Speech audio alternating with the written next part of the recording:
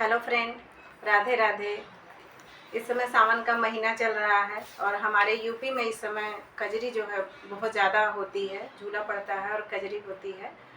तो मैं आप लोग के सामने एक पारंपरिक कजरी गीत गाने जा रही हूँ। आप लोग सुनिए। अगर अच्छा लगे तो लाइक शेयर कमेंट करें और अगर आप हमारे चैनल पर नए हैं तो प्लीज़ सब्सक्राइब ज़रूर करें। धन्यवाद। हमरे पिया का स्कूल बड़ा दूर बा, देखना जरूर बाना। हमरे पिया का स्कूल बड़ा दूर बा, देखना जरूर बाना। हमरे ससुर का कमाई जाल श्याम के पढ़ाई, हमरे ससुर का कमाई जाल श्याम के पढ़ाई। हमरे पिया का पढ़ाई बेफजूल बा, देखना जरूर बाना। हमरे श्याम का पढ़ाई बेफजूल बा, देखना जरूर बाना। हमरे पिया का स्कूल बड़ा दूर बा, देखना जरूर बाना।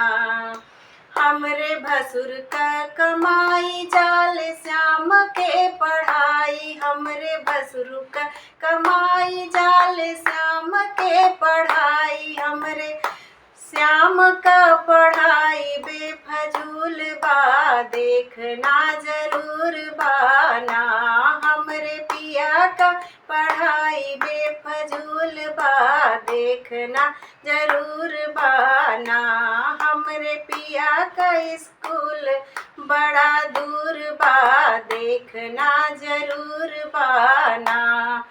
हमरे देवर का कमाई जाला श्याम के पढ़ाई, हमरे देवर का कमाई जाला श्याम के पढ़ाई। हमरे पिया का पढ़ाई बेफजूल बा, देखना जरूर बाना।